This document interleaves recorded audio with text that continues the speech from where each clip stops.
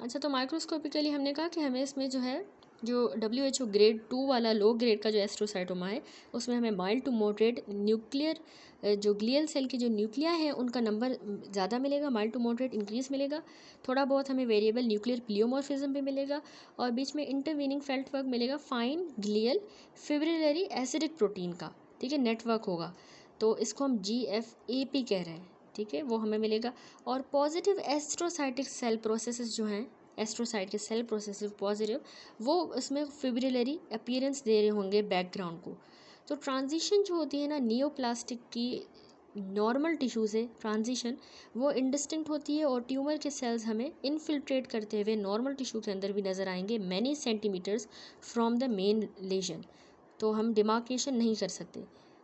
Anaplastic एस्ट्रोसाइटोमा की बात करें तो वो हमें शो करेगा रीजन्स जो कि ज़्यादा डेंसली सेलुलर होंगे और उनमें ज़्यादा ग्रेटर न्यूक्लियर प्लियोमॉर्फिज्म होगा, ठीक है। यहाँ पे तो डिफ्यूज़ वाले की ग्रेड 2 की बात की ना, अभी हम ग्रेड 3 एनाप्लास्टिक की बात करें तो उसमें हमें ज़्यादा न्यूक्लियर प्लियोमॉर्फिज्म मिलता है और डेंसली सेलुलर में नज़र आएगा रीजन। माइटोटिक फिगर भी उसमें मौजूद होंगे।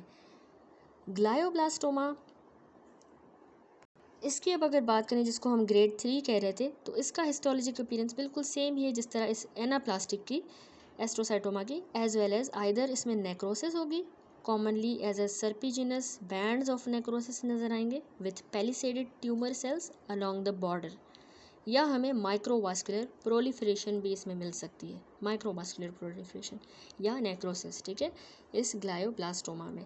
तो यहाँ सी फिगर में यही दिखाया गया है, ग्लायोब्लास्टोमा जो कि एक डेंसली सेलुलर ट्यूमर है, नेक्रोसिस के साथ नज़र आ रहा है हमें, और pseudo palisading of the tumor cell nuclei along the edge of the necrotic zone, ठीक है। ये देखें यहाँ पे हमें पैलिसेडिंग ट्यूमर सेल के न्यूक्लिया नज़र आ रहे हैं along the edge of the necrotic zone, और इसके अलावा ये नेक्रोसिस भी नज़र आ रही है डेंसली सेलुलर ट्यूमर सेल में। सूडो पैलिसेडिंग ट्यूमर सेल की nuclei along the edge of the necrotic zone, देखिए पैलिसेडिंग अरेंजमेंट है। और ये बी फिगर हमने डिस्कस किया कि ग्लायोब्लास्टोमा है जो कि एक नेक्रोटिक हेमरेजिक इनफिल्ट्रेटिंग मास की तरह हमें मिल रहा है। That's it. उसके बाद अगला ट्यूमर है ओलिगोडेंड्रोग्लायोमा, ठीक है। दो कहे थे ना हमने ग्लायोमास में, एक तो हमने डिफ्यूज एस्ट्रोसाइटोमा डिस्कस किया, दूसरा है ओलिगोडेंड्रोग्लायोमा। तो ओलिगोडेंड्रोग्लायोमा तकरीबन 5 से 15% जो ग्लायोमास होते हैं ये ओलिगो वाले होते हैं, और मोस्ट कॉमनली ये 4th से लेकर 5th डिकेड ऑफ लाइफ में डिटेक्ट होते हैं।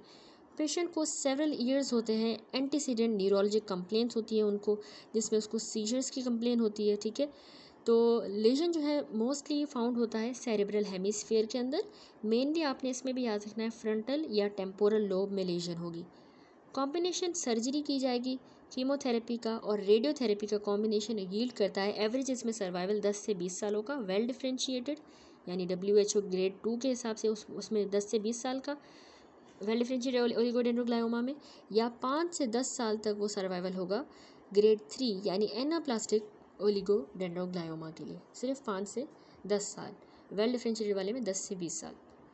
तो इसमें अब मॉर्फोलॉजी जब हम देखेंगे तो वेल डिफ्रेंशिएटेड वाले जो ओलिगोडेंड्रोग्लायोमा हैं जिनको WHO ग्रेड 2 कह रहे हैं, वो एक इनफिल्ट्रेटिव ट्यूमर की तरह जेलेटिनस सा ग्रे मास बना देंगे जो कि सिस्ट शो करेगा, फोकल हेमरेज भी होगी और कैल्सिफिकेशन, ये तीनों पॉइंट्स याद रखिएगा, सिस्ट, फोकल हेमरेज और उसमें कैल्सिफिकेशन हमें नज़र आएगी ग्रे मास में, ठीक है, जेलेटिनस सा होगा। माइक्रोस्कोपिक जब उसके देखेंगे तो हमें ट्यूमर शीट्स का बना हुआ नज़र आ रहा होगा, यानी रेगुलर सेल्स की जो है वो शीट्स होंगी जिनमें स्फेरिकल सा न्यूक्लियाई होगा, उस न्यूक्लियाई के अंदर फाइनली ग्रेन्युलर क्रोमेटिन होगा, बिल्कुल वैसा ही जिस तरह हमें नॉर्मल ओलिगोडेंड्रोसाइट्स में मिलता है, फाइनली ग्रेन्युलर क्रोमेटिन, ठीक है।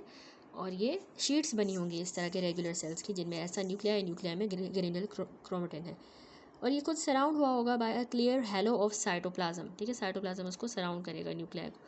तो अगर इसकी फिगर देखिए 23.30, यहाँ पे दिखाया गया है ओलिगोडेंड्रोग्लायोमा, इसमें देखिए ये ट्यूमर सेल्स जो हैं इनके देखिए राउंड से न्यूक्लियाई हैं, often with a clear cytoplasmic hello इसके अराउंड जो हमने डिस्कस किया। ब्लड वेसल्स जो है वो हमें बैकग्राउंड में नज़र आ रही हैं, ये पतली सी हैं और ये इंटरलेसिंग पैटर्न बना सकती हैं, ठीक है। याद रखिएगा कि ट्यूमर जो है ना वो टिपिकली कंटेन करेगा डेलिकेट नेटवर्क ऑफ एनास्टोमोजिंग कैपिलरीज, जो हमने फिगर में देखा। ठीक है, ये बात हो रही है वेल डिफरेंशिएटेड ओलिगोडेंड्रोग्लायोमा की, उनमें हमें ये कैपिलरीज मिलेंगी। कैल्सिफिकेशन भी प्रेजेंट हो सकती है तकरीबन 90% इस तरह के ट्यूमर्स में, जो रेंज कर सकती है इन एक्सटेंट फ्रॉम माइक्रोस्कोपिक सी छोटी सी फोकाए हो सकते हैं, या फिर बहुत ज़्यादा मैसिव डिपोजिशन भी हो सकती है कैल्सिफिकेशन की। माइटोटिक एक्टिविटी लो होगी।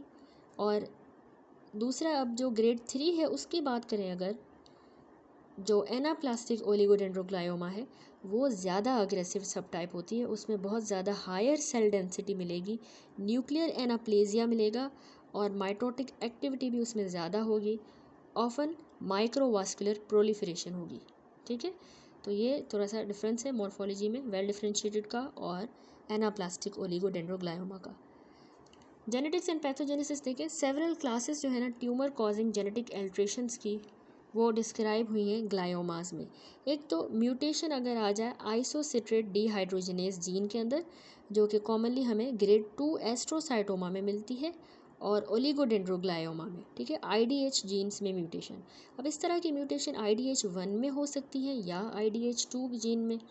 ठीक है, तो लीड करेंगी प्रोडक्शन ऑफ, बहुत ज़्यादा प्रोडक्शन करवा देंगे 2 हाइड्रोक्सी ग्लूटारेट। ये जाके इंटरफेयर करेगा सेवरल एंजाइम्स की एक्टिविटी के साथ जो रेगुलेट करते हैं जीन एक्सप्रेशन को। इसके अलावा म्यूटेशंस जो है प्रोमोटर फॉर टीलोमरेज, उसके अंदर अगर म्यूटेशन आ जाती है तो ये कंट्रीब्यूट करेंगी immortalisation of the tumour cells are seen in the glioblastoma and other astrocytic tumours. ठीक है, तो टीलोमरेज के लिए जो प्रोमोटर होता है ना उसमें अब इसमें म्यूटेशन आ रही है, जो हमें ग्लायोब्लास्टोमास में और एस्ट्रोसाइटिक ट्यूमर्स में मिलती है, और ये ट्यूमर सेल्स की इमोर्टलाइजेशन करवा देगा। अब ट्यूमर्स जिनमें IDH की म्यूटेशन होती है, टीलोमरेज की म्यूटेशन, ये अनकॉमन है। इंस्टेड ये जो ट्यूमर्स हैं इस तरह के, उनको लॉस ऑफ फंक्शन म्यूटेशन आ जाती है ATRX के अंदर। ATRX में लॉस ऑफ फंक्शन म्यूटेशन आ जाएगी, जो कि नॉर्मली सप्रेस करता है रिकॉम्बिनेशन इवेंट्स को, जो प्रिजर्व करता है टीलोमरेज की लेंथ को। इस मैकेनिज्म को हम कहते हैं alternative lengthening of the telomerase. ठीक है, ये जो है ना टीलोमरेज की लेंथ को प्रिजर्व करके रखता है, उसको हम alternative lengthening of telomerase process को कहते हैं, वो ये ATRX करता है। तो ज़्यादातर हमें इसमें ATRX के फंक्शन में भी लॉस ऑफ फंक्शन म्यूटेशन मिलती है। इसके अलावा को डिलीशंस किसकी, 1P और 19Q जो क्रोमोसोमल सेगमेंट्स हैं, इनकी को डिलीशंस मिलती है हमें ओलिगोडेंड्रोग्लायोमास में। ठीक है, ये जेनेटिक्स इंपॉर्टेंट है बहुत, इंडिविजुअली सबकी याद रखनी है। तो इसमें हमें को डिलीशन मिलेगी। अब जो मैकेनिज्म है जिससे ये क्रोमोसोमल एल्ट्रेशंस शेप करेंगी ट्यूमर की मॉर्फोलॉजी को और रिस्पॉन्स टू द ट्रीटमेंट को, वो अभी तक अननोन है कि किस तरह किस मैकेनिज्म से। बाकी भी अदर जेनेटिक जो एल्ट्रेशन है वो भी कॉमन होती हैं in the tumours outside the CNS। उसमें आपने याद रखना है कि आ जाती है म्यूटेशंस जो कि EGF रिसेप्टर की ओवर एक्सप्रेशन करवा दें, या फिर बाकी जो रिसेप्टर्स होते हैं टायरोसिन काइनेजेस के, या फिर यानी उनकी ओवर एक्सप्रेशन करवा देगा, या फिर इवन डिसेबल कर सकता है P53 को या रेटाइनोब्लास्टोमा को। तो इस तरह की भी हमें म्यूटेशन मिल सकती हैं। That's it. ठीक है, तो हम ग्लायोमास डिस्कस कर रहे हैं जिसमें हमने डिफ्यूज एस्ट्रोसाइटोमा डिस्कस किया, देन ओलिगोडेंड्रोग्लायोमा। नेक्स्ट आ जाता है मिड लाइन ग्लायोमा। ठीक है, तो मिड लाइन ग्लायोमास जो है अराइज करते हैं मोस्ट कॉमनली ब्रेन स्टेम में, आपने याद रखना है स्पेसिफिकली पोन से ये अराइज करते हैं, और ये ऑल्सो स्पाइनल कॉर्ड में भी हो सकते हैं, याद रखिएगा। ठीक है, और थैलेमस के अंदर साइट्स बहुत इंपॉर्टेंट है एग्जाम पॉइंट ऑफ व्यू से। ठीक है, थैलेमस से भी अराइज करेंगे, तो ये भी इनफिल्ट्रेटिव किस्म के होते हैं और रिजल्ट करेंगे इन सिग्निफिकेंट न्यूरोलॉजिक इम्पेयरमेंट। ठीक है, इनसे न्यूरोलॉजिक इम्पेयरमेंट बहुत ज़्यादा हो सकती है, क्योंकि ये जो क्रिटिकल हमारे नियर बाय स्ट्रक्चर्स हैं उनको डिसरप्ट कर रहे हैं मिड लाइन ग्लायोमास। आल्दो इनमें कोई भी हमें टिपिकल हाई ग्रेड के फीचर्स नहीं मिलते, जैसे नेक्रोसिस या वास्कुलर प्रोलिफरेशन इसमें नहीं मिलती, लेकिन ऑफन ये एग्रेसिवली ही बिहेव करते हैं। अब इस तरह की लीजन टिपिकली इनमें एक्वायर्ड पॉइंट ऑफ म्यूटेशन आ जाती है। कहाँ पे आएगी, याद रखिएगा, हिस्टोन H3 के अंदर एक्वायर्ड पॉइंट ऑफ म्यूटेशन। अब इसके नतीजे में लॉस ऑफ लाइजिन रेजिड्यू हो जाएगा। ठीक है, लाइजिन रेजिड्यू का इस वजह से फिर लॉस हो जाएगा, जो कि फिर टारगेट होगा पोस्ट ट्रांसलेशनल मॉडिफिकेशंस का, जो रेगुलेट करते हैं जीन के एक्सप्रेशन को। ठीक है, ये भी अनदर एग्जांपल है oncogenesis via the alteration of the cancer cell epigenome. ठीक है, उसी की ये एग्जांपल है। प्रिसाइजली अब कैसे ये म्यूटेशन कंट्रीब्यूट कर रही है सेलुलर ट्रांसफॉर्मेशन में, ये अभी तक टू बी डिटरमाइंड है। अगला ग्लायोमा है पाइलोसाइटिक एस्ट्रोसाइटोमा। अच्छा, अब ये पाइलोसाइटिक जो एस्ट्रोसाइटोमा है यह रिलेटिवली बिनाइन ट्यूमर होता है जो कि टिपिकली बच्चों को और यंग एडल्ट्स को याद रखिएगा अफेक्ट करता है। मोस्ट कॉमनली आपने याद रखना है सेरिबेलम में लोकेटेड होता है और इसके अलावा ये थर्ड वेंट्रिकल को भी इन्वॉल्व कर सकता है। ठीक है, ऑप्टिक पाथवेज को, स्पाइनल कॉर्ड को और ओकेजनली जो सेरिब्रल हेमिस्फीयर्स हैं इनको भी इन्वॉल्व कर सकता है। तो इसमें जो है ना ऑफन एक सिस्ट होती है जो साथ में ट्यूमर के साथ एसोसिएटेड होती है, एक सिस्ट। ठीक है, और सिम्टम्स जो है अपीयर करेंगे after the incomplete resection of the lesions may be associated with cyst enlargement. यानी अगर हम इसकी रीसेक्शन कर लें इस ट्यूमर की, तो उसके बाद भी जो है इसमें पेशेंट को सिम्टम्स आ रहे होते हैं। क्यों? क्योंकि इसमें जो साथ में सिस्ट है ना वो बड़ी हो जाती है, इनलार्ज कर जाती है, बजाय के ग्रोथ हो सॉलिड कंपोनेंट की, उससे सिम्टम्स नहीं होते, उसकी सिस्ट की इनलार्जमेंट की वजह से। ठीक है, तो ट्यूमर जो है ना ये हाइपोथैलेमस को भी इन्वॉल्व कर सकता है और ये स्पेशली बहुत मसले वाली बात है, प्रॉब्लमेटिक है, क्योंकि फिर इसको वहाँ से फिर रीसेट करना कम्प्लीटली मुश्किल होता है। हाई प्रोपोर्शन के इस तरह के जो पाइलोसाइटिक एस्ट्रोसाइटोमास है ना, इनमें याद रखिएगा एक्टिवेटिंग म्यूटेशंस आ जाती हैं या इनमें ट्रांसलोकेशंस होंगी जो कि इन्वॉल्व करती हैं gene encoding the serine threonine kinase BRAF BRAF. ठीक है, इसको जो है वो जीन को इनमें ट्रांसलोकेशन या एक्टिवेटिंग म्यूटेशन आएंगी, एक्टिवेटिंग। तो उसके नतीजे में क्या होगा, MAP के जो सिग्नलिंग पाथवे है वो एक्टिवेट हो जाएगा। ठीक है, मैप काइनेज पाथवे। अब इस तरह के पाइलोसाइटिक एस्ट्रोसाइटोमास में म्यूटेशन नहीं होती IDH के अंदर, जो हम पहले देख के आए हैं IDH1 एंड IDH2 में नहीं होती। ठीक है, आइसोसेटेड डिहाइड्रोजनेज, तो इनमें नहीं होती। ये सपोर्ट करता है कि इनकी डिस्टिंक्शन है from the low grade diffuse gliomas. वो लो ग्रेड वाले डिफ्यूज़ ग्लायोमास से ये इस वजह से ये डिफरेंट है। ठीक है, डिफरेंस है इनमें। तो मॉर्फोलॉजी जब हम देखेंगे इस तरह के पाइलोसाइटिक एस्ट्रोसाइटोमा की, तो ये ज़्यादातर हमें सिस्टिक नज़र आते हैं, सिस्ट की तरह के, और इनमें एक म्यूरल नोड्यूल होती है इस सिस्ट की वाल के अंदर, म्यूरल नोड्यूल। ठीक है, अगर ये सॉलिड है तो ये यूजुअली वेल सर्कमस्क्राइब्ड होगा।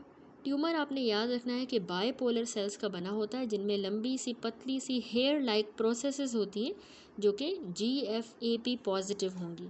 ये हम पढ़ के आए हैं, glial fibrillary acidic protein positive. ठीक है, इस तरह की positive long thin hair like इनमें प्रोसेसेस होंगे। ठीक है, विजिबल हैं आप लोगों को इस तरह के प्रोसेसेस। इसके अलावा याद रखिएगा कि रोजेंथल फाइबर्स जो हैं ये यूजिनोफिलिक से ग्रैन्युलर बॉडीज़ होती हैं। ठीक है, और माइक्रोसिस्ट होती हैं जो कि ऑफन प्रेजेंट होंगी। रोजेंथल फाइबर, यूजिनोफिलिक, ये रोजेंथल फाइबर्स हैं, ग्रैन्युलर बॉडीज़ और माइक्रोसिस्ट भी इसमें मिलती हैं हमें with the necrosis and mitosis are rare. Necrosis और माइटोसिस लेकिन रेयर होंगे। बस ये रोजेंथल फाइबर याद रखिएगा इसमें होते हैं, BCQ आ सकता है, और यूजिनोफिलिक ग्रेन्युलर बॉडीज़ और माइक्रोसिस्ट। नेक्स्ट अब डिस्कस करेंगे अगला ग्लायोमा जो कि है एपेंडाइमोमा। अच्छा, तो एपेंडाइमोमा याद रखिएगा मोस्ट ऑफन अराइज करते हैं next to the ependymal lined ventricular system, जहाँ पे पूरा वेंट्रिकुलर सिस्टम हमने पढ़ा है, जहाँ पे CSF जाता है, मूव करता है पूरा, उसकी रीअब्जॉर्प्शन और प्रीसिक्रेशन जहाँ से हो रही है, पूरा जहाँ पे एपेंडाइमल सेल्स लाइन हुए हुए हैं वहाँ पे ये एपेंडाइमोमा अराइज करते हैं, जिसमें एक तो central canal of the spinal cord भी आ जाती है। तो पहले 2 जो डिकेड्स ऑफ लाइफ होते हैं 20 साल की उम्र तक, ये typically near the 4th ventricle होंगे, आपने याद रखना है। ठीक है, 4th वेंट्रिकल के करीब, और ये कॉन्स्टिट्यूट करते हैं तकरीबन 5% से 10% प्राइमरी ब्रेन ट्यूमर इस एज ग्रुप में। एडल्ट्स के अंदर जो है ना स्पाइनल कॉर्ड याद रखिएगा मोस्ट कॉमन इनकी लोकेशन होती है। ट्यूमर्स जो है इस साइड पे पार्टिकुलरली जो है वो frequently in the setting of neurofibromatosis type 2 के साथ होंगे। ठीक है, स्पाइनल कॉर्ड में ये एपेंडाइमोमा साथ में NFS2 टाइप के साथ होगा। अब क्लिनिकल जो आउटकम है इस तरह का कंप्लीटली रीसेक्टेड सुप्राटेंटोरियल और स्पाइनल एपेंडाइमोमा का, वो बेटर है बनिस्बत पोस्टीरियर फोसा के। बस बनिस्बत कि अगर वो पोस्टीरियर फोसा में अगर हो जाता है एपेंडाइमोमा तो वो मुश्किल होता है। ठीक है, उसका आउटकम बनिस्बत सुप्राटेंटोरियल या स्पाइनल की अगर हम रीसेक्शन करें।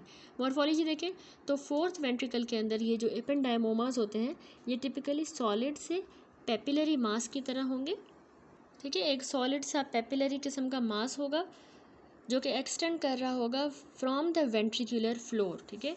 अब ये ट्यूमर जो है ना, ये कंपोज हुआ हुआ है सेल्स का जिनमें रेगुलर राउंड से लेके ओवल न्यूक्लियाई है और बहुत ज़्यादा एबंडेंट इनमें ग्रेन्युलर क्रोमेटिन होगा। यहाँ पर ये इसकी माइक्रोस्कोपिक अपीयरेंस दिखाई गई है एपेंडाइमोमा की, ठीक है। तो हमने कहा कि इसमें ट्यूमर्स जो है ये सेल्स का बना होगा जिसमें रेगुलर राउंड से लेके ओवल न्यूक्लियाई होंगे उन सेल्स में और बहुत ज़्यादा एबंडेंट ग्रेन्युलर क्रोमेटिन होगा। बिटवीन द न्यूक्लियाई इनके बीच में एक वेरिएबल डेंस किस्म का थोड़ा बहुत फिब्रिलरी सा बैकग्राउंड है, ठीक है, वो भी नज़र आ रहा है। ट्यूमर के सेल्स आपने याद रखना है कि राउंड या एलोंगेटेड स्ट्रक्चर्स बना देंगे जिनको हम रोजेट कनाल कहते हैं, ठीक है। राउंड या एलोंगेटेड सा एक स्ट्रक्चर बना देंगे जिनको हम रोजेट कनाल कह रहे हैं, जो बिल्कुल रिजेंबल करेगा एम्ब्रियोलॉजिक एपेंडाइमल कनाल को, जिसमें लंबी सी डेलिकेट प्रोसेसेस एक्सटेंड कर रही होंगी लूमेन के अंदर। इस तरह के एक कनाल बना देगा, ठीक है, इसमें प्रोसेसेस एक्सटेंड कर रही होंगी लूमेन में, तो यहाँ पे दिखाई गई है। मोर फ्रीक्वेंटली ये प्रेजेंट कर सकते हैं पेरीवास्कुलर सूडो रोजेट्स की तरह, पेरीवास्कुलर वेसल्स के अंदर अराउंड सूडो रोजेट्स की तरह भी प्रेजेंट कर सकते हैं, जिसमें ट्यूमर के सेल्स जो है ना वो अराउंड द वेसल अरेंज हुए हुए होंगे, intervening zone containing thin ependymal processes. बीच में जो उनका इंटरवीनिंग जोन है उसमें पतले पतले एपेंडाइमल प्रोसेसेस होंगे, ठीक है, उसको हम पेरीवास्कुलर सूडो रोजेट कह रहे हैं। तो ये रोजेट कनाल या सूडो रोजेट की फॉर्म में हमें इसकी मॉर्फोलॉजी मिलती है एपेंडाइमोमा की। एनाप्लास्टिक वाले जो एपेंडाइमोमा है वो याद रखिएगा, उनमें हमें बहुत ज़्यादा इंक्रीज सेल की डेंसिटी मिलेगी और माइटोटिक रेट भी बहुत ज़्यादा हाई होगा, ठीक है। नेक्रोसिस भी याद रखिएगा होगी, माइक्रोवास्कुलर की प्रोलिफरेशन और less evident ependymal differentiation. That's it. Then आता है हमारे पास, यहाँ पे सारे कंप्लीट हो गए ग्लायोमास, ठीक है। तो ग्लायोमास के बाद नेक्स्ट ट्यूमर्स हैं neuronal tumours. Far less frequent than the gliomas, tumours जो हैं वो बने होते हैं सेल्स के जिनमें न्यूरोनल कैरेक्टरिस्टिक्स भी होती हैं और ये टिपिकली लो ग्रेड की लेशंस होती हैं जो प्रेजेंट करेंगी सीजर्स के साथ। तो वाइल कुछ जो न्यूरोनल डिफरेंशिएशन है वो ऑब्जर्व की जा सकती है बहुत सी ट्यूमर्स में, लेशंस जो इस ग्रुप में है वो प्राइमरीली बनी होंगी सेल्स की जो एक्सप्रेस करते हैं न्यूरोनल मार्कर, जैसे कि साइनेप्टोफाइजिन और न्यूरोफिलामेंट्स। इस तरह के मार्कर्स ये जो है एग्जिबिट करते हैं न्यूरोनल मार्कर्स। तो एक होता है सेंट्रल न्यूरोसाइटोमा, ये क्या होता है, लो ग्रेड का न्यूप्लाज्म है, ठीक है। ये लो ग्रेड का न्यूप्लाज्म होता है जो कि हमें मिलेगा within and adjacent to the ventricular system, उसके अंदर या उसके साथ हमें ये मिल सकता है। तो मोस्ट कॉमनली ये लेटरल या थर्ड वेंट्रिकल को इन्वॉल्व करता है सेंट्रल न्यूरोसाइटोमा। ये कैरेक्टराइज हुआ है कि इसमें इवनली स्पेस्ड राउंड यूनिफॉर्म सा न्यूक्लिया होगा और ऑफन आइलैंड्स ऑफ न्यूरोपिल्स होंगे, ठीक है। इवनली स्पेस हुए हुए गोल गोल से राउंड से यूनिफॉर्म न्यूक्लिया होंगे और आइलैंड्स ऑफ न्यूरोपिल्स होंगे। दूसरा होता है सेंट्रल न्यूरोसाइटोमा के अलावा डिसएम्ब्रियोप्लास्टिक न्यूरो एपिथेलियल ट्यूमर। अब ये भी एक डिस्टिंक्टिव लो ग्रेड का ही ट्यूमर है जो कि बच्चों में और यंग एडल्ट्स में होता है, ठीक है। ये स्लोली ग्रो करता है और ऑफन मैनिफेस्ट करेगा कि इनको सीजर डिसऑर्डर होंगे, ठीक है, एपिलेप्सी जिसको कहते हैं, और ये कैरी करता है फेवरेबल प्रोग्नोसिस अगर हम इसकी रिसेक्शन कर लें। टिपिकली ये सुपरफिशियल जो टेम्पोरल लोब होता है ना उसमें सुपरफिशियली लोकेटेड होता है और ये कंसिस्ट करता है कि इसमें छोटा सा राउंड न्यूरोनल इनके सेल्स होंगे, छोटे छोटे राउंड न्यूरोनल सेल्स जो कि कॉलम्स की फॉर्म में अरेंज होंगे and around the central core of processes, ठीक है, सेंट्रल कोर ऑफ प्रोसेसेस के अराउंड, और ये कॉलम्स की फॉर्म में अरेंज होंगे। तीसरे आ जाते हैं गैंग्लियोमास। अब ये जो है ना ट्यूमर्स होते हैं मिक्सचर ऑफ ग्लियल एलिमेंट्स के साथ, यूजुअली ये भी लो ग्रेड के एस्ट्रोसाइटोमा होता है और मैच्योर अपीयरिंग न्यूरॉन होता है असल में। तो most of these tumours slow growing होते हैं, सीजर्स के साथ मैनिफेस्ट करेंगे। 20 से 50% इस तरह के जो गैंग्लियोमास हैं ये हार्बर करते हैं कि इनमें BRAF जीन में पॉइंट म्यूटेशन आ जाती है, BRAF, ठीक है। तो यहाँ पे कंप्लीट हुए न्यूरोनल ट्यूमर्स। नेक्स्ट आ जाता है ट्यूमर्स में एम्ब्रियोनल प्रिमिटिव नियोप्लाज्म्स।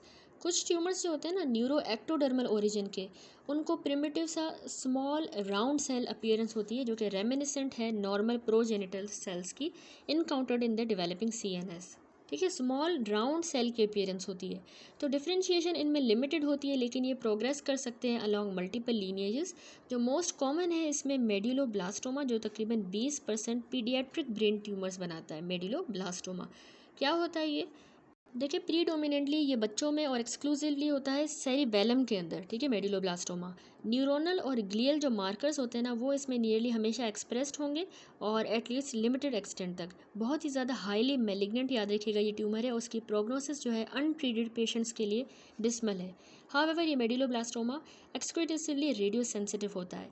इसकी टोटल एक्ससीजन के साथ कीमोथेरेपी और इरेडिएशन से 5 साल का जो सर्वाइवल रेट है वो इतना ज़्यादा हो सकता है, इतना 75%। तो सीरीज़ ऑफ हिस्टोलॉजिक पैटर्न इसमें भी ऑब्जर्व किए गए हैं मेडुलोब्लास्टोमा में, जिसमें इन्फॉर्मेटिव है जो कि अबाउट द प्रोग्नोसिस एंड को relate in part with the underlying genetics. देखिए सीरीज़ ऑफ हिस्टोलॉजिक पैटर्न हमें मिलता है इसमें। तो देखिए इसकी मॉर्फोलॉजी, बच्चों में जो ये मेडुलोब्लास्टोमा है ये mid line of the cerebellum में सिचुएटेड होता है। लेटरल वाले